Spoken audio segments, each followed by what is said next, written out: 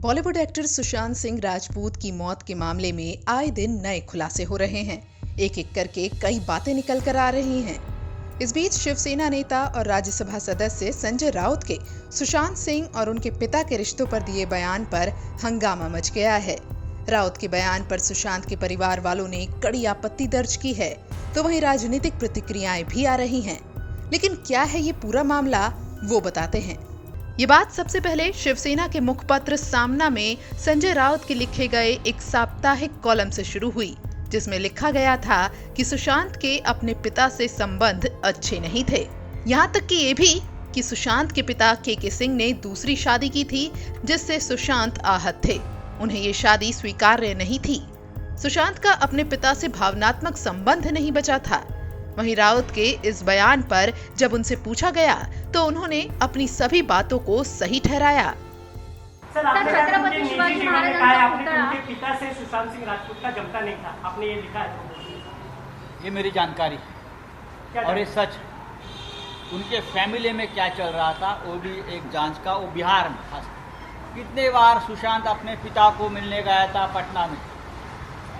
आप देखिए उतना आप प्यार, जो आपको शौक, सदमा, ये सब शब्द मैंने देखे हैं उनके। मुझे संवेदना है पिता के बारे में, लेकिन बहुत सी बातें ऐसी है जो सच अब सामने आएगा।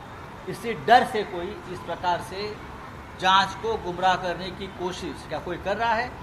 अगर है तो मुंबई पुलिस ये षड्यंत्र को पर्दाफाश कर देंगे। इतना ही नहीं, राउत ने सुशांत केस की जांच मुंबई पुलिस से सीबीआई को ट्रांसफर किए जाने और बिहार पुलिस के आरोपों पर भी निशाना साधा और इसके पीछे राजनीति बताई। सुशांत सिंह राजपूत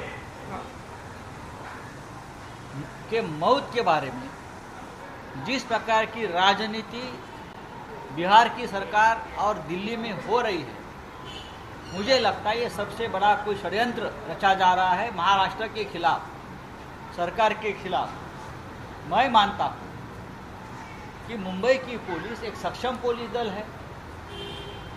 बहुत से बड़े बड़े ऐसे अपराधों का जांच मुंबई पुलिस ने की है सर्वोच्च न्यायालय के निर्देश से। सुशांत सिंह राजपूत के मामले में जो सच है वो सामने लाने की पूरी कोशिश मुंबई की पुलिस कर रही है, मुझे मालूम है। लेकिन मुझे लगता है कुछ लोग ऐसे हैं जो पर्दे के पीछे एक नया स्क्रीन प्ले लिख रहे हैं, पटकथा।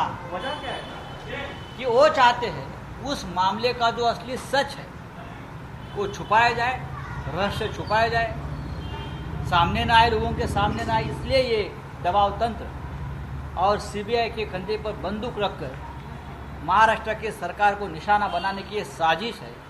मैं आपको बताना चाहता हूँ, इस प्रकार का चक्रव्यूह कितना भी बनाओ, हम भेज कर बाहर आ जाएंगे।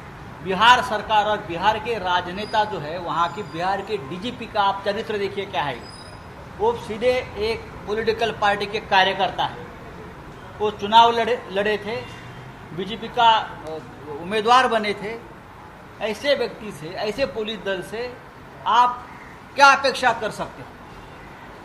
मैं हमेशा पूरे देश की पुलिस फोर्स का आदर करने वाले हम लोग हैं, लेकिन आप खाकी वर्दी पहनकर किसी राजनीतिक पार्टी के लिए काम करेंगे खुलेआम।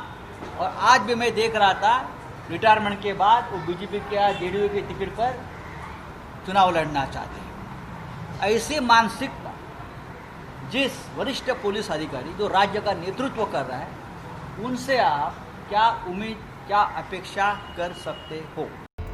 यहाँ ये भी बता दें कि राउत ने सिर्फ सुशांत और उनके परिवार से उनके रिश्तों पर बयान नहीं दिया, बल्कि सामना के अपने लेख में सुशांत के रिया चक्रवर्ती और अंकिता लोखंडे से उनके रिश्तों को लेकर भी बहुत कुछ लिखा है।